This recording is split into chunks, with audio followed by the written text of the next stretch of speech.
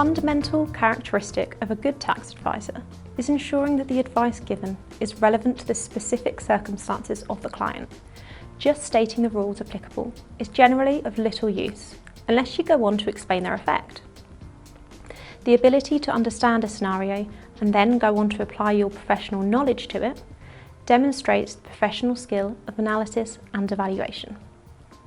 Since this is such an important skill in the context of providing quality tax advice, it should come as no surprise that in advanced taxation you can expect to see analysis and evaluation coming up not just in every Section A question, but also in many Section B questions as well. Let's assume, for example, that we are advising the purchaser of a business as to whether they should buy the individual assets or simply purchase the shares in the company which owns all of the assets concerned. Initially, you would need to identify the key differences between the two alternative methods of acquisition. You would then need to go on to apply your tax knowledge to each alternative with specific reference to the scenario you were looking at, rather than simply dealing with it in generic terms. For the purchase of assets, you would need to think about the tax implications for each of the specific assets individually. Plant and machinery, for example, may qualify for tax relief in the form of capital allowances or tax allowable depreciation. This could even be in the form of an enhanced first-year allowance. Other assets, such as land and buildings, may not attract immediate tax relief, but could represent qualifying expenditure to defer gains arising elsewhere via rollover relief. You would then need to contrast this with the tax relief available should they choose to acquire the shares of the company instead. Here, the tax relief would likely only be available when the shares are eventually sold, by way of a deduction in the chargeable gains computation for their original cost.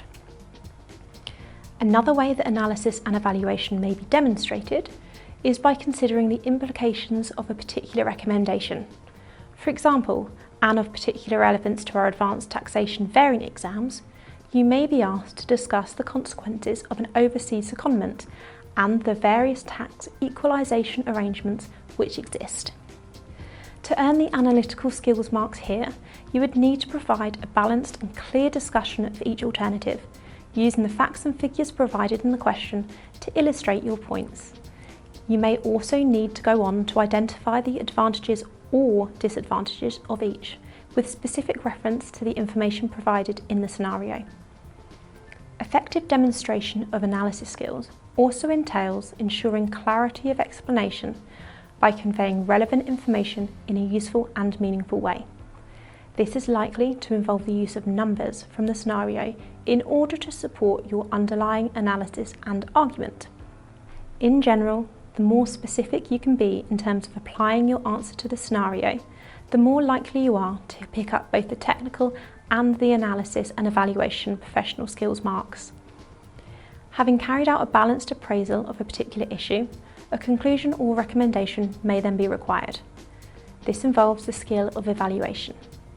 You may be asked to consider whether a particular individual is employed or self-employed, for example. The analysis will typically feature a discussion around the key factors which you would expect the authorities to consider, and would then involve an application of those factors to the specific circumstances provided in order to determine whether, individually, they point to one status or the other. Often, evaluation will involve giving advice. What should the client do? Thinking back to our initial example, should the client buy the assets or the shares?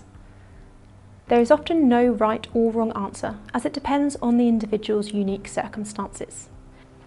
As long as your conclusion is supported and justified by your underlying analysis, the professional skill of evaluation will have been demonstrated and the relevant marks earned, even if you don't necessarily agree with the model answer.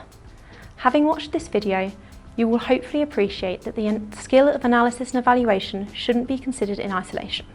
If you produce a technically robust answer which addresses the issues you've been asked to consider, tailoring your response to the facts of the question and providing logical conclusions which are supported by your underlying argument, then you will naturally be demonstrating the skill of analysis and evaluation. please make sure that you watch the rest of the videos in this series and use the ACCA practice platform to develop your answers in order to display good professional skills. Good luck with your studies.